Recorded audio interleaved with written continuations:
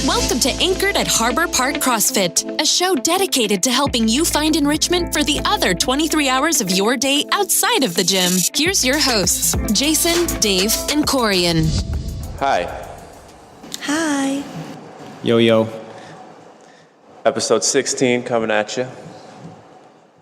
16, that means we've been on the air for 4 months, right? I feel 3 months, 3 months. I feel like that's wrong. No, No, it's 4 it's months. 4, assuming 4 weeks a month. Yeah.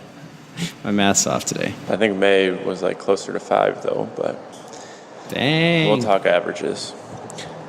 We'll talk averages. Okay. If you could only drive one car for the rest of your life, what would it be? My Jeep Grand Cherokee. I miss it so much. It was my favorite vehicle of all the things that I drove, and I can't wait for the day that I can get it back, buy another one. So I'd probably say my truck. I love my truck. Well, you guys are no fun. It's so universal, man. I know what car you're going to say. What? A Tesla. Yep. S-Class, or the Tesla S. I was always a Corvette guy. Yellow, Sunfire yellow. oh my God, I hate the color yellow. Now, this was as a kid. Now I'm not too hot on it. Yeah, a white Tesla S. My favorite, like old school, muscle car, I would say would be a 1968 Javelin. So if I could have like a fun car, that would be it. I just love my Jeep because it's so universal. But if I could have a fun car, it'd be that. That's why I love my truck. It's so universal. I can load things in it. That's why I am friends with people who have trucks. It's nice in the winter with the 4x4 all-wheel drive. Yeah, that's a problem. I mean, around here, I guess if we lived somewhere warm all year long, I guess, and then we didn't have winters, maybe I'd probably change it. But it's you been still so want the truck. universal. You do so much that I know. you need the truck. I need the truck. Which is full of furniture right now. Yeah, but I need the truck all the time. There's never been a time where that back bed is not full, and it's nice because things don't fit always in an SUV or something. So. Right. I fit a lot in my Jeep. A lot. You fit a lot in your trunk. Oh, I'll God. Put my bike in Why? Why? All right, so episode 16. We're going to talk about the Harbor Park CrossFit journey, kind of where we came from. I'm not sure if we've ever talked about this yet. I think we've said it in spurts, here and there, but I think this whole episode we're going to dedicate to the Harbor Park, how it came, how we started, why, and where we are now. So I think I'll hop in since the first topic kind of being how we met. I was coaching. I had been a CrossFit coach for 4 or 5, maybe 6 months. You're still a baby. Yep, I was still pretty young. I was like a year to 18 months into CrossFit. So that was still relatively new. And then you two walked into the gym. Started doing the whole CrossFit thing. Yeah, we started in July of 2014. Yeah, 14. Because I know we got through our intro. I started coaching in April of that year. So Yeah, we got through the intro right before the 4th of July. So, yeah. Then we were there for probably a year or so.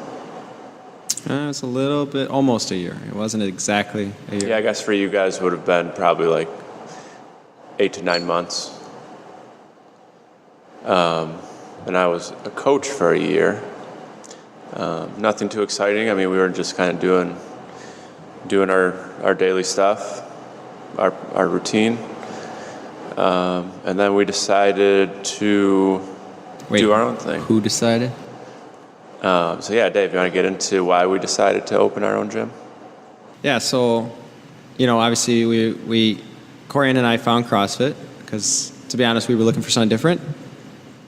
We had been going to the gym every day. We kind of wrote up our own program. And then one day I remember sitting in our living room, we were watching, just flipping through the channels, and the CrossFit Games was on ESPN. And we were watching it, we were like, what is this thing? And then I was like, oh, it's that CrossFit thing, I'd heard about it, but never really looked into it. But we were just watching it. I remember seeing, it was actually Elijah Muhammad on there. and Froning. They were doing this awesome snatch ladder, and it was just awesome to watch on TV. And I was like, this is kind of what we need. This is what we've been dreaming of, and because we wanted something different. We'd been looking into something, and I just started Googling it, found a gym around us, and then I stopped in the next day. As soon as I walked in the gym, I just like the atmosphere, the way that CrossFit gyms are set up are just cool. So as soon as I walked into it, I was like, all right, this is way cooler than just seeing all those machines that you don't know what you're going to do. The ropes hanging from the ceiling, the ring. So I set us up with an intro, Corin and I. And the funny thing is we had no intentions of staying. We were just going to go through the intro, learn the movements, and then go back to the other gym because it was cheaper. That's what we were going to do. I felt like Dave was just trying to find something that would entertain me more because I hated going to the gym. We went to Anytime Fitness at the time, which was great. Like, they did a lot of programs. They really encouraged like some of their boot camps, and they did a Tough Mudder. Which as a team. I really, really enjoyed. And then after that, I was like just bored. I was bored going to the gym. But you enjoyed the boot camp style stuff, training for the Tough Mudder. That was fun. Because he had like monkey bars, like a monkey bar ladder system on the second floor, which was really cool. And then we would do it with him a couple days a week. So that was fun. And then, so then we got into the CrossFit. We were going to just learn the movements. Then we were going to go back to the other gym and do it ourselves. So that was the intention, and then it was like I think it was the last day of Then they on-ramp. met a really good coach. It was just the last day of on-ramp, and we were just like, well, it's actually kind of fun because we saw the community, we saw people there, and I was like, you're not going to get this back at the other place. There's really no room for it. They didn't really have an Olympic lifting bar, so I was like, let's just give it a couple months and we'll see what happens. So as we got introduced to it, we just started loving it even more, and we just decided to stay. Never looked back, basically. I think a big part of it for me, too, is I just felt like the beginner's course was awesome. It was 4 one-on-one sessions, but I was afraid to start working out on my own and, like, not be safe. So I was like, okay, like, I know we intended on just, like, learning what we needed to know and then going to our own gym. But I was like, but I feel like it's going to take longer. So let's just stay a little bit, and then we'll determine later, like, if we want to stay or not. But yeah, I mean, we loved the community. We loved that camaraderie of like working out in a class. The coach there, you were one of our favorites. So yeah, that kind of, I think. In Jason's defense, I don't know how many coaches were there, so there wasn't a lot to choose from. And I mean, so this was 4 years ago. CrossFit as a whole at every gym has come a long, long way since then. Oh, yeah. But yeah, then so we loved it, started doing things. And then, like, towards the end, I think things at that facility just started changing a little bit. I don't know if maybe the coaches, or not necessarily you, Jason, but the coaches or the owner. I know she was getting out, wanting to sell, looking into other things. She started, went back to school for some stuff, but that's her, and I'm not trying to talk bad about her. But no, she started young, and I think she just realized that maybe the gym life owner wasn't it for her. wears and tears on you you're not going to be a millionaire. Right, and she was doing it on her own, and like we talk about it all the time. I don't think any one of us could do this on our own. No, there's no way. So yeah, she did it on her own, and I think at some point she just was like fed up with it because it is a full-time gig and more. And luckily we have the three of us. Oh yeah, it's definitely way more. I don't know how people do it alone. So yeah, we're in a lucky situation that there's three of us. So as things started to dissipate, I felt that maybe the environment wasn't what it was.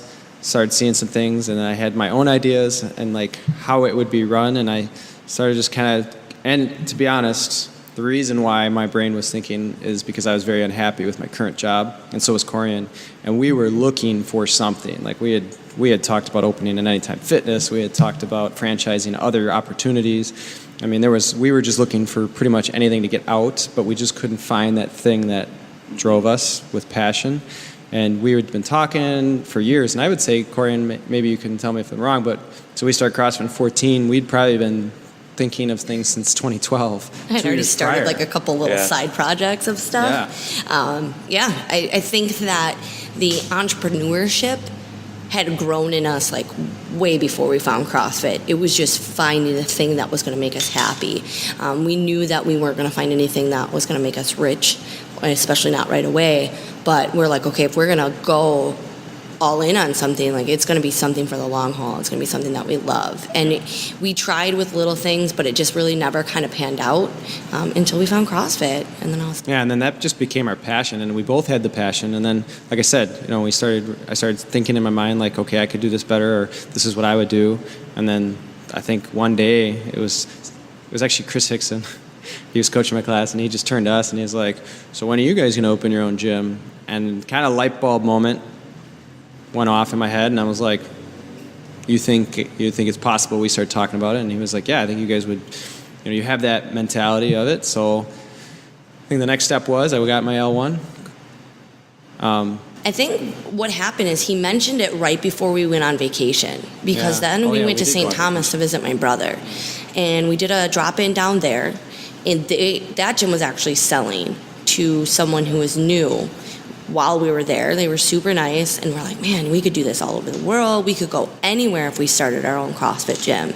And being the little travelers that we are, that like really appealed to me. I was like, oh, I don't have to stay where I'm at. I can kind of see the world still.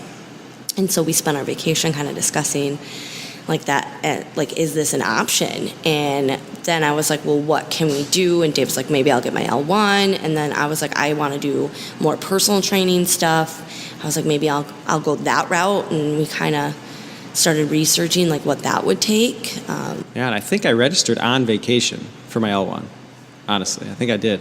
So that I found out, I think in a week or two after our vacation, that there was a certification course, took that.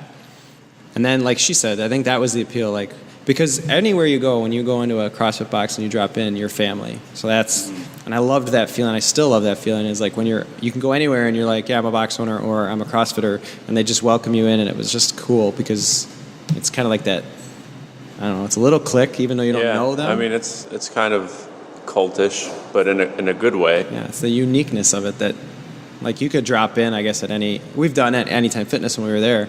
There's no knock on them, but I mean the nature of it is if someone is a CrossFitter and they come in here, I know they're very dedicated to bettering themselves. They work their ass off. They're typically a really good, wholehearted person, and that's what I care about in people. Yeah, and then they welcome you with open arms. So it was cool, and that's one of the draws to it. So he came back. And I think I went to Chris and I was like, hey, what'd you mean by that? And he was like, well, I think, I've always wanted to. Jason and I talked about it in the past. And, if you can get Jason on board, I'm on board. So I think did I go to person or did I text you or call you? I don't recall, but I know when you did say something, I was like, oh, yeah, me and Chris, we talked about it last summer, and there's just no way, me and Chris both had full-time jobs, so this was going to be part-time for us.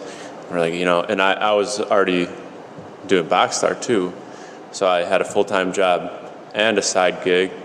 Side hustle. I was like, there's no way I'll have time for it. And then I think you just kept kind of pushing it. Pretty persistent. And I could definitely see there was a better product to be offered. Like, we were at the only CrossFit gym in town. And I think we just knew that we could really give a quality product or service to the city. Yeah, and then we had a few. I remember it was like you said, okay, fine, I'm in. I think you texted me, I'm in. I was like, sweet. So I told Corian, and we kind of got excited. And then I told Chris at the time, and then we had I think we had like 2 or 3 meetings just to sit down over lunch and discuss it. In Jason's basement. Forgot I muted my mic. We actually had 8 people involved. Yep. At the start. Could you imagine 8 people trying to be on the same page? That would be terrible. I'm glad. Right. It went as it got more real, people just fell off. Yeah, but there was a potential to have 8 stakeholders basically to raise the money in the beginning. But a lot of people in the beginning knew that. They were like, oh, I'm just investing. I'm not going to be working or coaching or doing anything. Yeah, I just want to invest in this vision. It was still actually the 5 of us. Al was part of it. So it was going to be the 5 of us who ran it. And then they would just be investors. So after serious talks, then it became, I think, Jason, you filed for our LLC in April of 2015, right? Yep. So April 2015, we got our LLC. I think he filed in March because he got approved Okay, in April. yeah, whatever. Was it like... That was instant. April was it? 2nd, yeah. April 2nd? So from there, it was like, shoot, it's real. Like, Yep. what do we do now? And then started looking for, well, the next thing we had to do was find a spot and then do our CrossFit affiliation. So we were kind of doing that dual time. You know, we wrote up our essay to CrossFit. I think we had, what did we have, over 10 names? Oh my God. I think realistically we had more than that. So Can you remember any of the names before we started? Oh, yeah. The Ancora. process is you have to submit names to CrossFit HQ. And, you know, when they first started doing the affiliate route, you could basically whatever, like city name, state name, and there weren't very many gyms, so there was really a lot of, everything was really open. And then, you know, 7 years later when we had the time to do it, they stopped, so they didn't allow city names or state names. Or street names. Or street names. And all like really cool stuff, it's like fitness related stuff was already taken. So I wouldn't want to think about doing it now. I'm sure there's like nothing left. But yeah, we had to submit a whole list of names to CrossFit headquarters. And isn't it if like, so say someone had a name that was approved, they were an affiliate, and then they became unaffiliated or closed or anything like that, that name still is not on the table. You can't reuse a name that's already been used, yes. So that eliminates a lot of names. Yeah, it was tough. So the essay, and then we had to submit a bunch of names, and then it was a waiting process. I think it was a 10-week waiting process because the Open was going on or just finished. Then there was regionals, and then the games coming up. So they were like... Why do we always do stuff in the spring? But I think the hardest part was just getting us 5 to agree on a name. Yeah, and I remember going over the logo, which, I mean, we kind of argue. I mean, with 5 people, you're never all going to be on the same page. But then we landed on the one that we have now, and we're in love with it. So let's go back to just how we found Harbor Park. So we had submitted 10 to 15 names. All of them got denied. I think the top one was like Lakeside Fitness or something like that. Yeah, because our Lakefront Fitness, it was Lakefront Fitness LLC, and we wanted Lakefront CrossFit because our plan was to be on the lake. That was our goal all along. That was number one, and then there was like Pikes Creek because that had some relevance with Kenosha. We had Ancora because we actually liked it. It was a Greek It was like term. Latin or Greek, it's a Greek term for anchor, yep. Because we knew we wanted to be on the water, and we wanted something, I guess, nautical. Yeah. We really wanted to play to the fact that, we were on Lake Michigan. Yeah, but every name just kept getting denied. They were like, you got to pick another name. Nope. And I think, Jason, you were driving around downtown, and you saw the sign in Harbor Park. This was right around the time we started finding a building. So it was like in the Harper Park district of Kenosha. If anybody knows Kenosha, there's that. You got the condos downtown, and then the little downtown on 6th Avenue. They call that Harbor Park. So originally our building was right next to Kaiser's. Didn't we even we were trying to do something with Simmons Island? Yeah, we were trying to do so many things, and Chrysler or something just to get. Yeah. But our building, we found the building. We started negotiating lease on that building, which was next to Kaiser's. And Jason drove by the sign. I think it was like, there's a lot over there, and I think it's still open, but it was right across from Charlie Dogs, and it said, open your business here in Harbor Park. And Jason took a picture and sent it to the group and was like, what about Harbor Park CrossFit? And I think we're in Harbor Park, and we were I think that was the first time all 5 of us agreed. Were like, yes. I mean, at that point, we had all our names were denied, so it's like, oh, let's try it. I mean, that's pretty unique. Harbor Park was born at that point, so they approved it, and we became Harbor Park CrossFit. So unfortunately, we never ended up opening it. I wouldn't say unfortunately, actually. Yeah, that's true. Looking back on it, I think that building was actually not the right fit. And things happen for a reason. Mm-hmm. Well, absolutely. I mean, we had everything in there. It would have been really cool in the basement. So it was a 3-story building. We couldn't have the upstairs because somebody was actually renting it out as an apartment. But we had the first floor. It was actually the owners of the building were living in the upstairs, which was not allowed. It was like their side apartment, which I had a lot of. And they were married. Yeah. But, we had almost. I think we had everything moved in. I think we had all of the horse stall mats that Jason. Yep, we were working out Corian, there, yeah. Corian, They got upset as we were deadlifting. You guys all went to Iowa to pick up all those horse stall mats. You guys drove out there to Iowa. I remember it was like a 6-hour drive. I didn't. You know what's I think funny it was is Alan I didn't Chris. go either. Yeah. Oh, it was Alan Thank Chris. you guys. We still love you. Alan and Chris went out to get those horse stall mats, drove them all back, and then we all unloaded them. We Yeah. had them unloaded, laid out. We had the plywood wall up. We had the rig being delivered. I painted the ceiling. I remember This that. is the best story. I love I telling have the story pictures. about We had the the rig being delivered. I think it was coming in like in 1 or 2 days. We were going through all of our permits. All the permits were being pulled, and then Jason and Meeting I our remember what neighbors. happened. Jason You were was deadlifting. and the owners were next You door. No, I didn't do any work, but we can talk about the story. But Jason the owners were next door at Sassy Bees, and No, they were upstairs. Oh, they were up- Yep. Kenny Murray was next door. Yeah. No, he's outside eating. Oh yeah, Ken. But Kenny heard the noise and actually was excited. Yeah, a lot Yeah, of people he's like, were are you guys downtown. opening a CrossFit gym right now? You and Literally signed up on the Chad. spot. yeah, you and Chad were deadlifting. Me and Chad were, yeah. Yep. Yeah, so the owners heard it and were like, "What the hell is that noise?" And Because we Jason- were shaking the building. Go ahead, you and I can- think they were upstairs. Because So that they- building had a basement. Right. And so the floor of the first story was not very solid. I think it was solid. It just Right, vibrated. When but you're dropping so the 3 building was kind of shaking a little bit, and then they run downstairs. Oh, you can't do that, and we're like, That's This CrossFit. is CrossFit. Like we told you we were doing a CrossFit, and you knew what it was. You said you knew what it was. You said you were okay with it. I think the issue was they were living upstairs, and it was disturbing them, so they just didn't want to deal with it. I also think they had some back end things going on because they very quickly had someone else that was going to go in there. Yeah. That still didn't, but- so like, because we never had a lease signed, we were supposed to be signing it that week, and yeah, after that, I remember he texted me right away. We need to talk. We have to have a meeting. So at this point, I was actually driving up to Minnesota to go to regionals. Yeah. And then Dave was like, bad news, we're not moving in. Oh yeah, we had a phone meeting. Yeah. And so I'm in the passenger seat, somewhere in the middle of Wisconsin. And you guys are all kind of panicking. And I'm like, well, I guess I'll do what you got to do. I'll be back. I had already put in my notice at work. Yeah, and that was You were scary. already training people there. She was. I was. Yeah. She was Yep, training, I was personal training.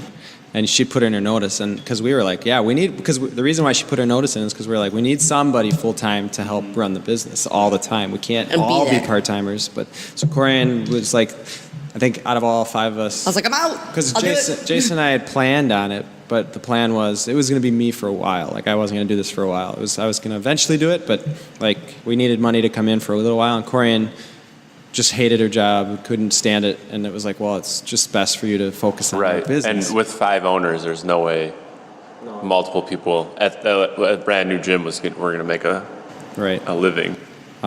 So she actually put her notice in, and then we lose the building because the owner was like, I can't have this. I'm worried about the structural, and we He were like, said everybody was complaining. I'm like, and no, everybody so downtown wants and us we there. actually did our survey too, and everybody was like really wanted us there. Cabo wanted us there, which is the Kenosha Area Business Alliance. A lot of people wanted us down there, and even Sassy Bees, because he said Sassy Bees was complaining because of their wine bar and all that, and we talked to them later, and they were like, no, it was kind of cool.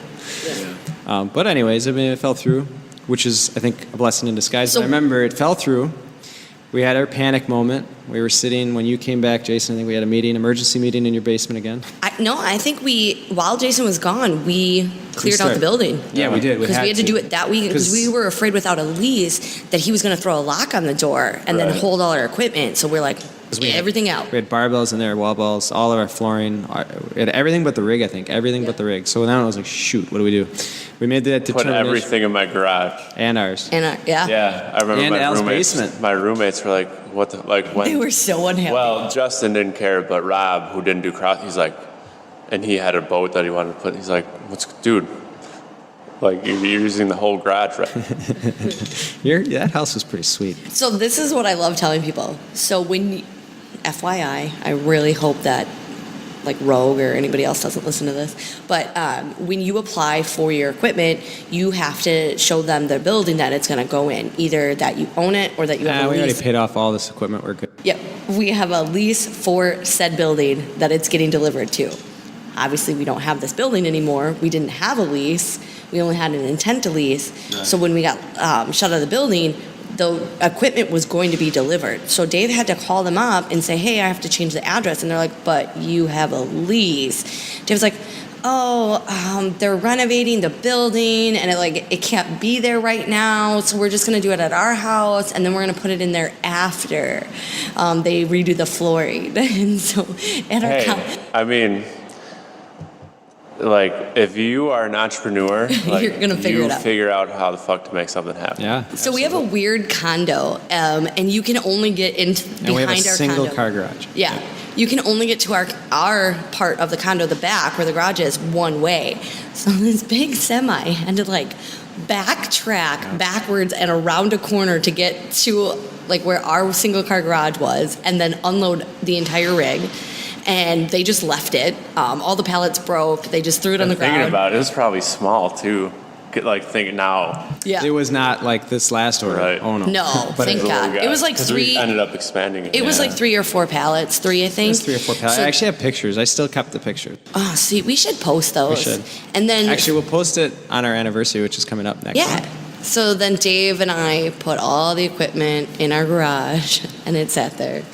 Yeah, But I so just now love we're that. talking. This is a couple weeks. So this is so let's probably say June? timeline. Yeah, that was June. Because our plan was we wanted to open June up- 15th. Yep, we wanted to open up July 4th weekend, or it was the 4th weekend. Whatever that weekend was of the July 4th, because we knew the parade was going down that road, and we wanted to be open. We had talked about making that the grand opening because everybody would see us, the doors would be open, and we wanted that. That was the goal. So then, yeah, June 15th, just plans faltered. So then, we did what we did. We had an emergency meeting.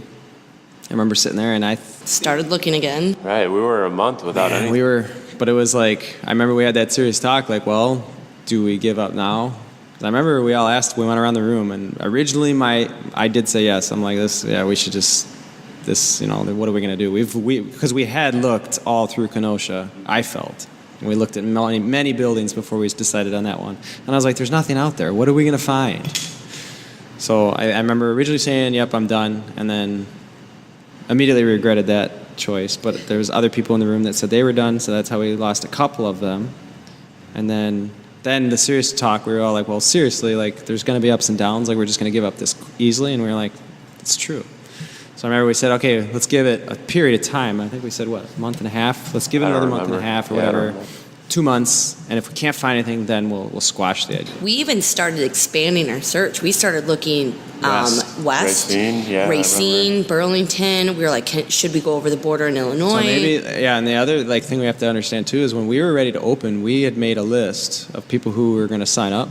We had 25 or 30 on the list of people who were going to come with us or at least sign up to go to the new gym. So then we had to break the news to them, everyone who signed up, sorry guys, we didn't open. Right, yeah. That's tough. And I think that could have been the reason, but anyways, that many of those people didn't come with us. But the search continued for another 2 months. I don't know. I think it was less than a month because that's right, because we opened in August. Yeah, we were good friends with the owner of Anytime Fitness, and he's a good guy. He still reaches out to me. Love you, Louis. Thanks, Louis. And so he reached out to us and said, hey, are you guys still looking for a building? I've got a friend of mine that has a building. They were supposed to have somebody come in it. And it fell through. And we were like, yes. So that day, we got a hold of our current landlords, Dan and Felicia Pavlika. Love them, It was too. the same day. I sent them a message. Yep. And we went and checked out. She met us in 15 minutes at the building. And I was like... It was, oh, yeah, this building was not rough. pretty. So before she opened up that garage door, which is our current Kenosha location, so now we're talking about the current location. Where she opens that garage door and she's like, please don't judge it how it looks. This is our plan. And I'm very guilty of that. Yeah, you were not having it. You and Chris hated it. I remember that. So go in there, there's a huge dumpster in the middle. There's no lights. They didn't have any lights. There's metal shelving along the wall on the north side. Metal shelving in there. It was so dirty. The bathroom with the shower was not there. That was an empty utility room, wasn't it? An empty old water utility room. Something, and it was dirty. And I remember we were walking through with cell phone lights, and I was like, this is a really cool building, and we got to show Jason. And I remember texting you guys came a couple days later. You guys hated it. The back parking lot had that fence and that with the barbed wire. Yeah.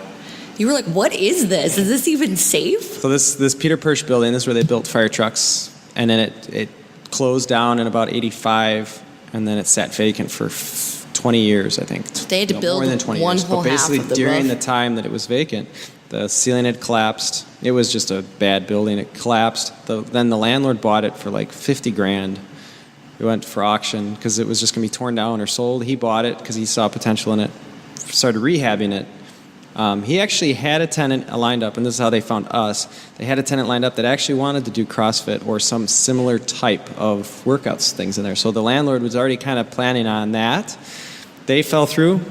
They actually wanted the other side, which is offices, which I thought was weird. And they were like, we didn't really want them over there. And Like they had all this different stuff. plans for the office. To be honest, though, Dan and Felicia, this was their first big thing, too. They had not owned any commercial buildings before this. I mean, they took a leap of faith. They were getting into a new domain that they had never, understood before. So we kind of all grew together, which is cool. Yeah, so I think, because she's friends with Louis as well, so she had mentioned that, they dropped out, and then Louis immediately knew, like, well, Dave lost his building too, so connection was made, and yeah, it just took some talking to you and Chris. You guys finally saw the vision. And then Dan did an awesome job. Yeah, Dan did all He's that so work.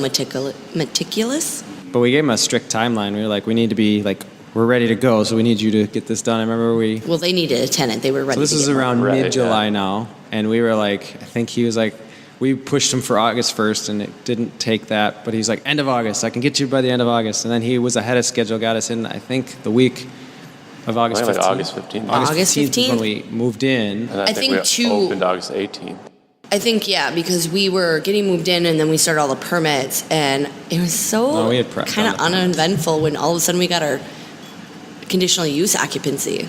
Right. Oh, that was what threw us off too, is we had to go to the city and they only have a meeting once a month. Do we want to talk about the meeting where we were told we'd never succeed? Yeah. Oh, yeah, that we were the gonna mayor- fail? The old mayor Yeah. of Kenosha. Yeah. So we go before the conditional use permit. So if anybody knows this, so if the property isn't zoned right for what you want to do, you have to go through this crazy process.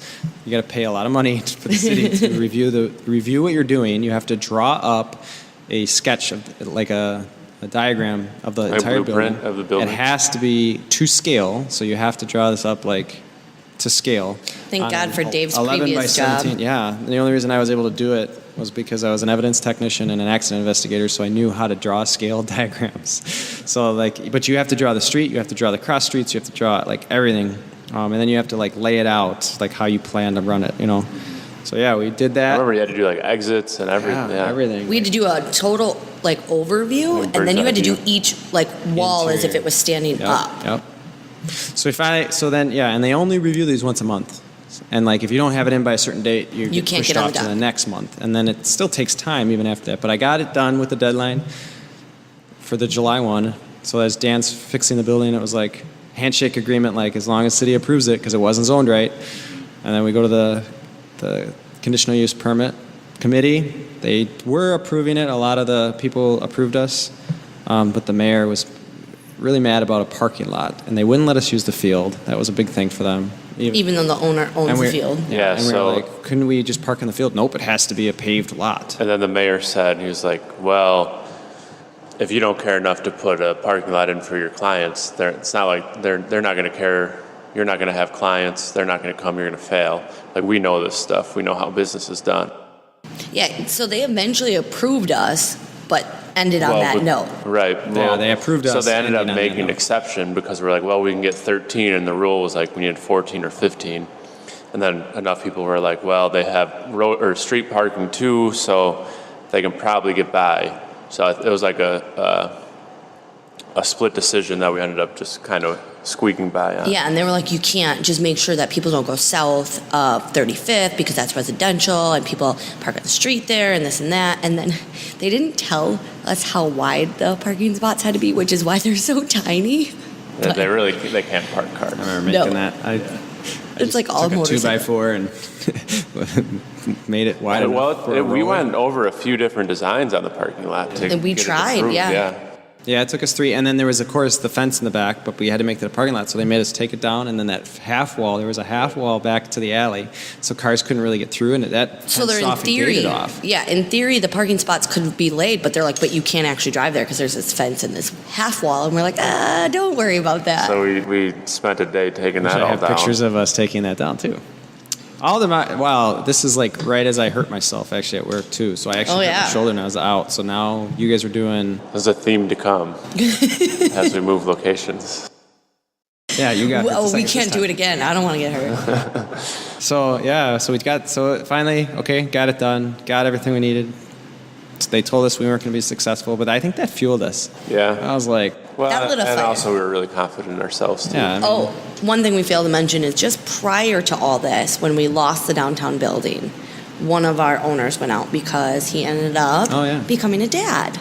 And Happy Father's Day, by the way. Yeah, happy Father's Day, Al. They just had their second one. Cody was born Friday. I'm not sure. Oh, geez. I don't know. I know that he was doing really well. Congrats. So congrats, guys, on your second bundle of joy.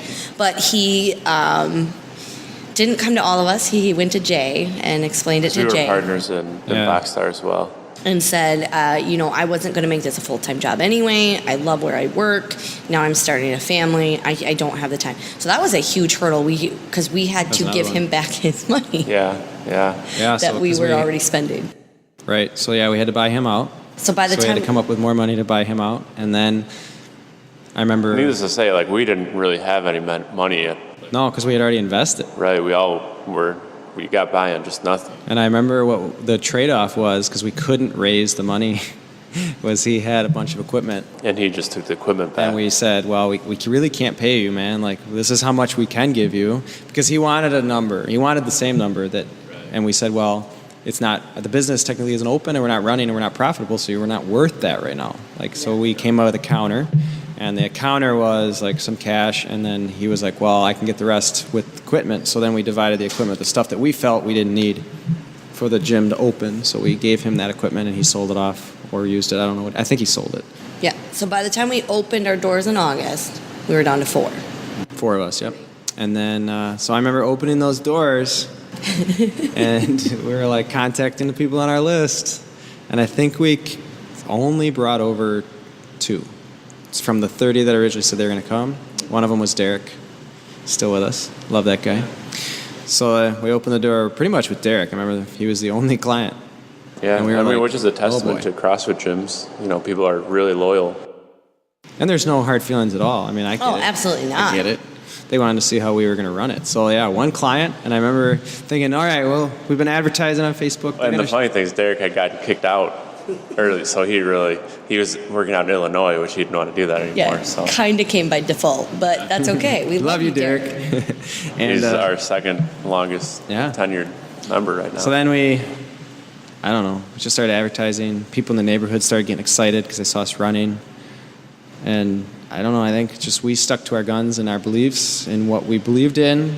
We were there all day, every day, whenever you guys weren't working your other job. Some of those 3 o'clock classes, we were like, who's going to show? Is anybody going to show up for that 4:30 class? And we'd sit there. Well, we didn't have it was just 5:30, 6:30, 7:30. Yeah, we were waiting. But I remember when we opened, my Mondays were, I opened 5:30 a.m., coached till 6:30, went home, showered, left by 7, got to work in Milwaukee by 8, worked until 4, drove home, got back at 5, changed, coached 5:30 to 8:30, then worked out 8:30 to 10, and then went home.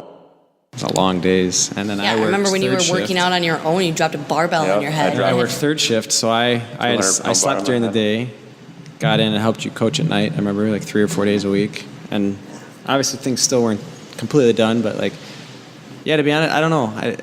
I just hung out all day. We definitely believed in ourselves. We believed in our product. We knew like we could just keep hustling and not give away, just keep believing in what we were. Yeah, we talked to everybody. Anytime I met someone and they're like, what'd you do? I was like, I own a gym. Come check us out. Just growing, and I think like we never lost. Like we, from the very beginning, it was always mobility at the end of session. Like that was true to what we wanted. Was like we want to make sure that people are getting a good workout, but also staying injury-free. Because that was the one thing that I think a lot of gyms do fail on, is they just And coaching was a big thing. So like, when we opened, we were 3 days on, 1 day off with the mindset of the rest day recovery. and mobility every day. And that's what HQ follows still.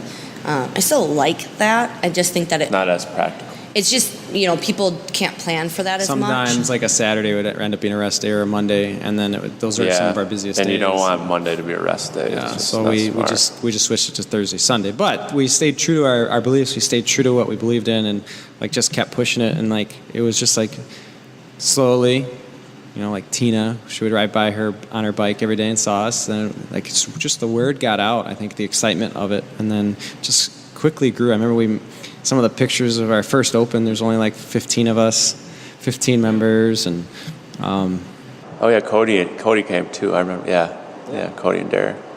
Just started to slowly grow. Slowly growing. We had the $100 deal for lifetime members, right? You pay $100 a month, or it was a founding members. Founding members. We had $100 for life that you're with us. We filled that list up. Fortunately, I think there's only two left on that. $100 a month. Three left, right? Nope, Derek, just two. Miller, and Brian wasn't, no. Desiree. Oh, Brian just missed it. Just Desiree. So, okay, two left. Desiree and Derek. Founding members. They were with us from the beginning. 3 years later. From there, it just kept growing.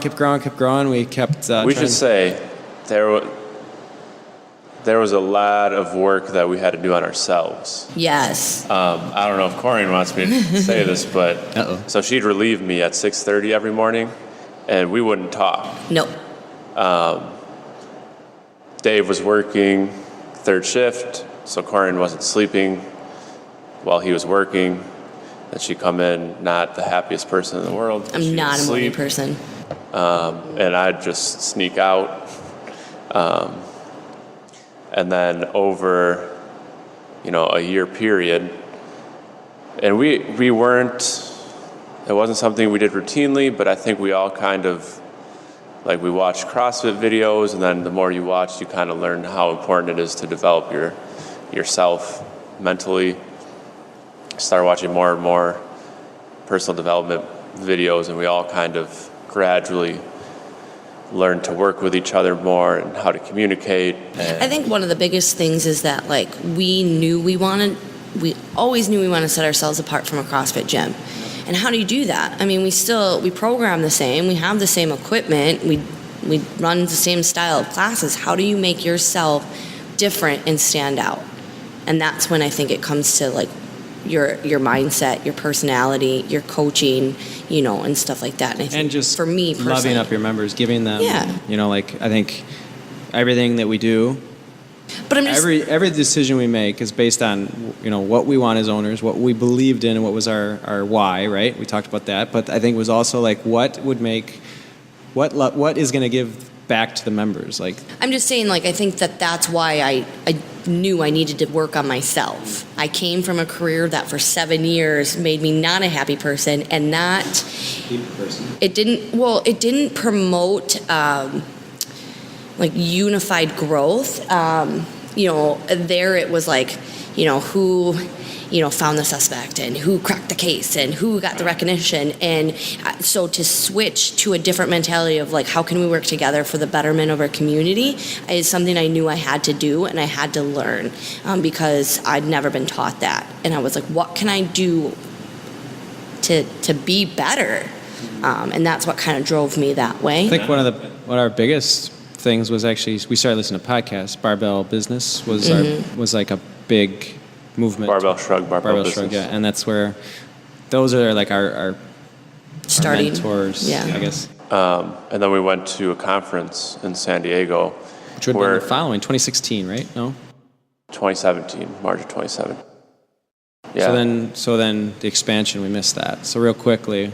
We can talk about this because it's kind of on the same, but then we'll go back. But we really were all together, and we were able to listen to a speaker talk about how important being on the same page is, and then we're like, oh, that makes a lot of sense. And then we just realized how important it was, and we all kind of agreed that if we wanted to be the best, we had to take it serious. And that's where we kind of like made the biggest leap.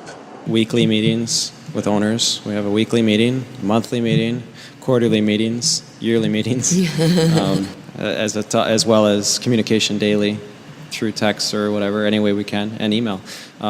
So should we go back then and talk about? Yeah, so as we were growing, I guess how we met Nate and Nina, we knew of them. We knew that they owned Mental Image. They opened right around the same time we did. Yeah. They actually opened before us in July of 2015. And they were doing real successful. And I know we reached out to them to say, hey, we want to do some things with you.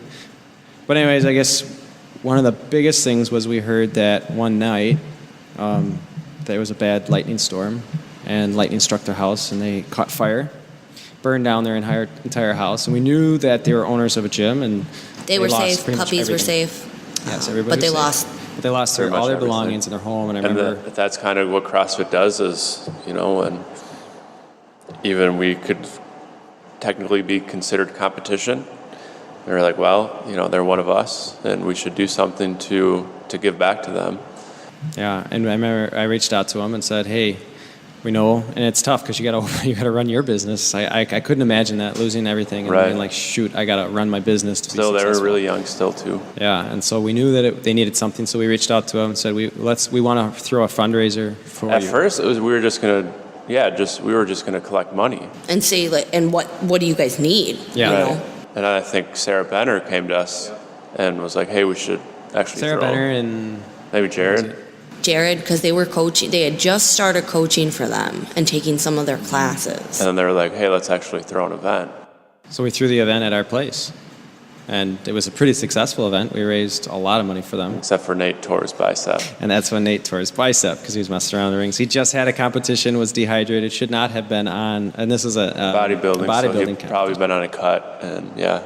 He did not stretch or warm up. So he wants to mess around on our rings, tears his bicep at our fundraiser. At his event. So that got cut short. He got rushed out of there. But we raised a lot of money for them, which was good. And they were super thankful. And I remember Nate maybe sent me a message, maybe Nina, and said, hey, because we had mentioned to them as we were going through this whole thing, like, hey, we want to work more with you guys. We want to, let's make this something we can work together. Let's throw a mutual competition. And I remember the message was from Nate, like, hey, what did you mean by working with us more? And I was like... Yep, and then you said they wanted to meet. And I was like, well, exactly what I meant. What do you mean? And he was like, well, let's meet. And in the back of my mind, I was like, I think they're going to sell to us. Like, I had that thought going to the meeting. So we had a meeting with them. Or ask if we wanted to buy. All four of us, because Chris was still part of us at this point, sat down with them, and they asked us to buy them out because they just felt that with everything that was going on, because they had three things go wrong. I think they totaled a car. Nate was in a bad accident as well. Then he tore his bicep. Then the house. Fire. Yeah. And they were just overwhelmed, I think. And then because of this, they love CrossFit. They love coaching, clearly, which is why they're still with us. But the business, like we've said, it's hard. I don't want to do what Jason does. I don't want to do what Dave does. But it was only those. They had Jared and Sarah start, but it was still... Right, Nate was coaching pretty much all the classes, and Nina was doing all the back end stuff. Work. So they were just kind of, I think, they didn't love that aspect. Yeah. I mean, they're kind of open to close every day. So they asked us to buy them out. We had a meeting with owners, and, well, okay, this is their number. Here's our offer. See if we could get it, and I think it was contingent on some things going through, and that was a long process. Yeah, we had to find it, because the building they were in was not technically registered, right? Yeah, they never they never had a lease either. So the building was just being weird with them. The building got sold to a new company who was kind of dragging their feet on getting them leased. So we had to find a new place before we were like, well, we're not going to buy you and then not have anywhere to put you. So we had that contingency, and then we had the contingency on banks, and we were super still young. I think a year and a half into our business, so banks do not like to finance new businesses. And at that point, we knew we were still a growing business, so we really didn't have any quote-unquote profit because we were just trying to establish our business. At that point, we weren't paying ourselves anything. Yeah, we were still making zero from the business. So it was just tough. Where were we going to come up with this money? And going to banks. I remember going to a bank, and Jason and I had to sit down with the bank. We're like, we're going to ask for this money. Yeah, I remember it's going to be so hard. I walked in there with joggers on and a sweatshirt, and I was like, as I was walking in, I was like, I probably should have put some better clothes on. But hey, that's when you're in business, you get to do what you do. That's what we wear. And so we asked the bank. I think Jason was like, should I ask for 150 or 100,000? What did we ask for? $50,000, thinking it was a huge number, and they're like, oh, you need to We don't give that small amount. We only finance businesses up to 500,000 or more, and we're like, oh, darn it. So that they didn't approve us, and then finally, I think just going They back gave to us a connection. They gave us a connection, and we went with Wibic. Wibic. And that was still a huge process, but we're still Me and Corian had to present to a room of 30 people with another, I think, 20 on the phone. It was mostly Jason, I'm not going to lie. I just sat there. Because, it's the Wisconsin Women's Business Initiative. So we're like, yeah, probably better if there's a woman with us, a woman. But Jason knows all the numbers. I don't do any of that. I know how to... I remember they had some crazy questions, too, like, whatever. They have to make sure. So they approved it. Then we were able to make that offer. We bought Nate and Nina. Moved to the Lathrop. Was it December 1st? Also, somewhere lost another owner. Yeah, Oh. so Yeah. during that, as we were buying them out, Chris approached us and said kind of the same thing, like, hey guys, I'm never going to quit my dentistry. And He got an offer, too, to become a partner. At his dentist. Yeah. So he said that was going to take up too much time. He's like, man, I'm not going to be able to help you guys. And he's not the kind of guy to do something half-assed. So he says, I'm either all in or Right. out. Which testament to him that he didn't just sit there and say, well, if you guys are going to run this and go full time, because that was the plan at this point, because we were like, what are we going to do if we don't? Yeah, I was like, I can't do this alone. There's no way. There's no way Jason and I could continue. So, but Chris knew, like, he's like, I can't do it. So I'm going to be relying on you guys, and it's not fair. So had that serious talk, and we ended up. So this is, he wanted to be bought out. So now we're like, shoot. So now we got to use some of the money that we're getting from Wibic, and we don't even know if that's okay to do. Right, to buy him out. So ended up having to buy him out, and then we bought Nate and Nina out. And we, in that process, knew that we would need Nate and Nina, so they wanted to stay on with us, and we knew them. We liked them. Obviously, we love them since they're still with us. And we saw the value in what they showed, and we wanted to. When we took them over, I think the reason was we wanted to show that they're members, that it wasn't like we were going to come in and change a bunch of things. It was like, because they love Nate and Nina, they still love Nate and Nina. And the reason we work is because I think me and you and Nate just had this conversation the other day while we were putting up Athena. Like, we're just all on the same... She called it Athena. That's the rig. I'm going to use that name all the time. We're all on the same idea of just making our community better, which is why we all get along so well. Is because deep down, no matter, like you said, our decisions are always about how do we do more for our community, how do we make them healthier and happier. That's and my theirs. Yeah, that's my basis, and that was like, so in this process of finding this new building for Racine, it was, I want to make sure that, because like Jason said, we lost the other building that Nate and Nina were in. We couldn't negotiate a contract with them, with that owner. They wanted to do month to month. There was no way we could operate on a month to month. You need to have some stability. So we were like, well, we got to get you out of here. So we found the Lathrop spot. Just so happened to fall in our lap. The owner of that building is our owner of our new building. He's awesome. We love him as a landlord. But we came to the Lathrop spot. We made it work. We felt like, oh, well, we can make it work for so long. CrossFit gyms do operate in smaller buildings. Dave and I said, taking everything down, we're like, man, there's so much room here. Remember when we first were going in there? Like, this will be fine. And it was fine. I mean, to a point, it was fine. It made us there. Right, we only opened that location with like 40 members. So it's, we grew to 100 members before we moved. Yeah. So the thought was we can make it work for a little while. But it just happened way faster. It was still a nice building, but we only signed a 3-year lease. We were like, no, we know we're going to expand. Luckily, the landlord kind of talked us into that 3-year. Because we were going to do 7, and he's like, oh, you probably should only do 3. Good thing we did that. So yeah, within that period of time, I think just with our connections with Nate and Nina, they have the same values as we do. All of a sudden, coaches started falling in our lap. I think we went to that business summit, and like Jason said, we kind of really found that we needed to be on the same page. We really started not necessarily finding, but defining who we were. Yeah, because we also went away from that business summit with a business coach. We hired a business coach, and only went out with him for 3 months, but we quickly decided, I think that's when, so we were with him, and he's telling us all these things to do. We made some decisions with his advice. And I think some breakdowns. During that time, in that 3-month period, we quickly decided, this is not who we are. Which is a good thing. You should always know what you aren't as much as you know what you are. So I think we were, that was a defining moment for us. It was, we needed it, even though it, some of the things we didn't like or approve of, but it was our defining moment to be like, no, this is what we want, and that's why we didn't continue with that person. And we're going to stand up and be like, no, this is who we really are. Mm-hmm. So I think, we've gone through a couple business coaches since then, and we're currently with our current. But like as that process went, finding a business coach, we transferred a couple times to a couple different ones, but we knew what we wanted, we knew who we were, and we knew what we needed in a business coach as well. So we kind of knew that process too. So like finding the current one, I think he is in line with where we believe in. So, and then with that Lathrop spot, like Jason said, we grew super quick, a little faster than we anticipated, which is fine. It's awesome. We love it. Someone already told me, they're like, oh, Horn, you're going to be surprised on how fast you outgrow your new location. I was like, no, this location can fill up A. B, just like Kenosha, there's another half. Right. So eventually, maybe. I think we wouldn't want to outgrow this. No. But I think if we outgrow this one, we have too many members. We want to keep our community tight-knit and strong. Pretty soon you'll be seeing a wait list to join Harbor Park, so you might want to join as soon as possible. So in that process, we were in Lathrop, we started growing really fast. Within a year, we knew we were up to 100 members, Jason, and we started saying, we need to find a new building. Yep. Like every evening class was booked solid. And we knew that was going to limit our growth as well. Because if people can't come in, they're not going to join. So, and we knew, people would ask for 2 bathrooms. We had to make changing rooms in the equipment area.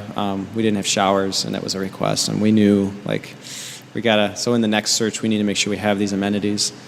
That search was, 8 months? Yeah, it was long. I remember we went through this one building, and it was dirty and dingy, and I was like, oh, no, no way in hell. This one? Yeah. I never even saw this building. All I knew is Dave loved it and Jason hated it. Yeah, and then Dave mentioned the back room was really big and super high ceilings. I was like, yeah, I suppose, but then you're gonna have to clean everything, and how much work is it gonna be? A lot. Yeah. So then we looked at a few other places. One was 15,000 square feet. Just nothing. That you kind of liked. The one on 11. So many buildings, and all of them were out west, west of the interstate. And we had to make that determination. We didn't want to go too far from the neighborhood because a lot of people decided, you might gain more people who are commuting, but you might lose the people who are already members because now you're in a different area.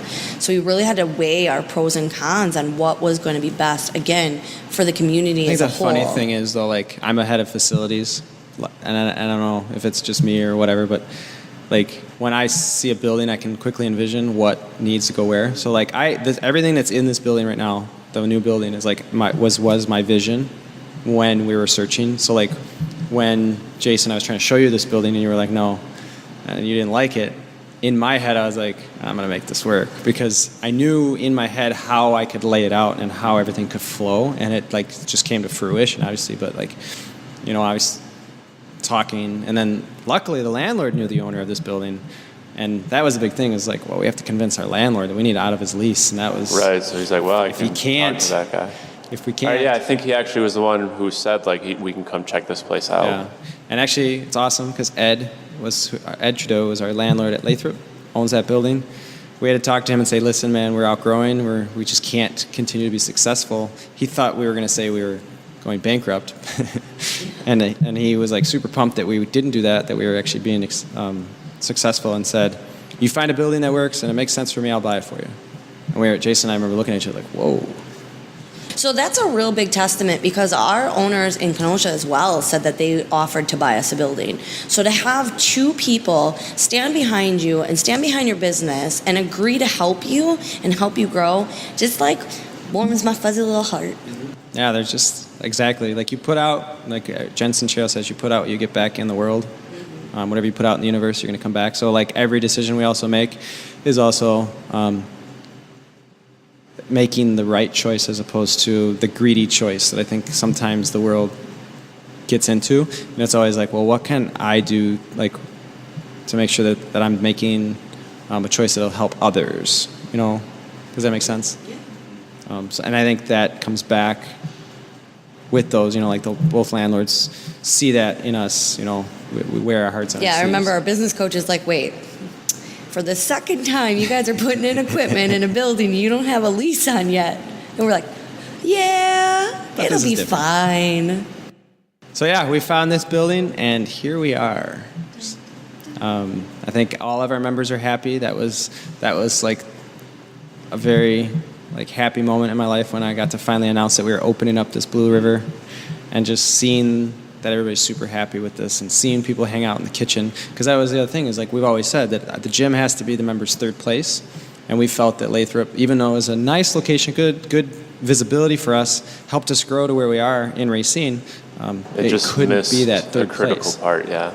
Which was, and a third place, if anybody knows what that is, it's this place away from home and work that you choose to spend your time with. So home is your first place, work is second, and then whatever the third place is that you spend the rest of the majority of your time that you identify with. And then when you have those three things, that's when you feel complete as a person too.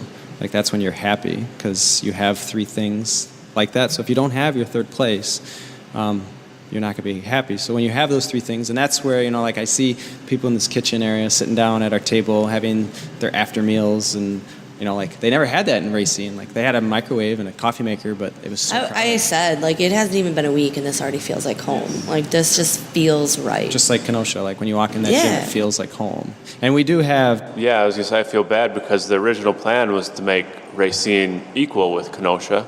Unfortunately, well, fortunately or unfortunately, we leapfrogged it. So that means for future plans. But I'll be honest, I already have plans in my head. We're not moving. We're staying where we're at. I don't have any plans. We're going to expand a little bit. I do have Kenosha, plans in my head. We're going to improve. So we have 2 world-class facilities. I still think Kenosha is world class. I just I want to make it a little bit bigger. So the plan is to go into the other side and take up some offices. Have a therapy room like here. I think that I don't think that any of us will ever be 100% satisfied. I think that we'll always be improving, and I think you need to be. There's never going to be a day that I walk into the gym and be like, okay, everything's done and where I need it to be. No, that's good, because if you ever get that way, I think you're becoming complacent. Yes. And I don't want to ever become complacent, and I think we owe it to our members in our community not to be that way. We got some big ideas, though. We've got plans. All of us are kind of finding our niche. Our coaches are finding their niche, and just building our community. And we're building our tribe of just health conscious people, and people who, I think the biggest thing for me is people who do things for other people. That is our core of our community, is always what can our members from all these different facets do for each other, because they just want to. That, and that's what we looked in our coaches too. Like I said, as we were growing, some of our coaches just fell in our lap. We didn't even we weren't advertising that we wanted coaches, and Miranda just applies fit look where she's the come. role. Yeah. Dusty we approached, and I mean, it's interesting. Kevin, we had no plans, and he just came out of blue too, and Robert, even Ed, who's an intern now. Eddie, yep. So we love CrossFit. It's what we do. It's not our objective. Our goal is not to make the best CrossFitters on earth. Our goal, our objective as a company, our purpose is to make Racine and Kenosha as healthy as possible. So I think that would be maybe a tertiary goal. Is that how you say it? Tertiary? For CrossFit? Yeah, to be the best CrossFit. That's not... Yeah, I mean, we obviously want it to happen, but we're not defined by our CrossFitters. We're defined on if we're making an impact in our community. I don't know what you're trying to type there. You can go ahead and say it, Corinne. So we do these meetings all the time, and we talk about our purpose, and we talk about our vision. And I think that we do have a great vision statement. I think that we talk about who we are all the time. And I think that our mission, our vision, our values are all our core purposes. So and we came up with this as a team. This was not just Jason, me, and Corian. This was all of us as coaches. We had a coach retreat, which we try to do once a year with them to show them how much we love them. And this is what we came up with. So our mission is to use CrossFit as a platform. So CrossFit is how we accomplish our objective, but it's not our objective. Our mission is to use CrossFit as a platform to create a community of people who are passionate about the fitness lifestyle, who are passionate about being positive influences, and who are passionate about being the best human beings they can be. I'm literally gonna cry because I feel like our community is just amazing, and it's exactly what we have. That's what we care about, is making the world better, making our community better by building better people. Our vision is a community of incredible members who help us achieve our purpose of decreasing chronic illness and obesity. Again, so our vision is creating our tribe that helps us fight the health issues that we're facing. The community will do this by promoting the healthy lifestyle they believe in, and in turn actively challenge the social norms of unhealthy, sedentary lifestyles. And then we have 6 core values that we created by our team together, like Dave said. First one is building positive and lifelong relationships. Second is never settle and always strive to be better. 3 is to be a positive influence inside and outside of the gym. 4 is to do more and think less. 5 is to remember why you started. And 6 is to be stronger than your strongest excuse. Which are on the wall. So that they all apply in the gym, but none of them are CrossFit specific. They all are. I think the cool thing about like our community and the cool thing about our vision and all our beliefs is, and our coaches, like I said, the coaches just fell in our lap. But like when you start surrounding yourself with like-minded people and surrounding yourself with great people, other great people flock to that. So, like, you know, I surrounded myself with you two. I think you both are awesome. I couldn't be where I'm at without you. We couldn't be where we're at without our coaches, who are amazing at what they do. You know, you have an amazing team, and then because of that, the members that flock to us because of that, and then the other members that flock to them, you know, it's like, it's just constant. It's a big circle. I mean, each one of those core values, while you're reading it, I have members and coaches and moments in my head that they're living those. You know, a lot of members that there was a couple fires in Kenosha, and one of our coaches noticed a member out there, helping. Where in Harbor Park here? But just helping other people. She didn't have to. It was like a coworker or something, a client of hers. You know, she's helping, making sure that she's safe and has a place, and helping her clean up like what was left of her stuff. You know, and those good vibes are what we're trying to spread. I just think that there's so much negativity in the world. There's so much competition. Yes, there is competition, but we shouldn't be cutting each other down. We shouldn't be negative. We should be helping lift each other up. And I see all those values all the time in our members, our coaches, our community, and it's spreading. So this is our longest podcast to date. What are we at, like 2 hours? We're over an hour and 10 minutes. But that's not that bad. What we will end on, I want to have a question for Jason and Corian. Out in this journey that we've been on now for 4 years, 3 years being open, what is your most defining moment that you like are the proudest? Give you a few minutes to think on that. I will say mine, to be honest, was just recently opening up this secondary location. Because, like you said, so I loved Lathrop. It was a good spot. I liked that what it did for us, but it never felt like home to me. And now that we've opened up this location, I finally feel like I've lived up to our members' expectations and the expectations that we set out as owners to provide for them.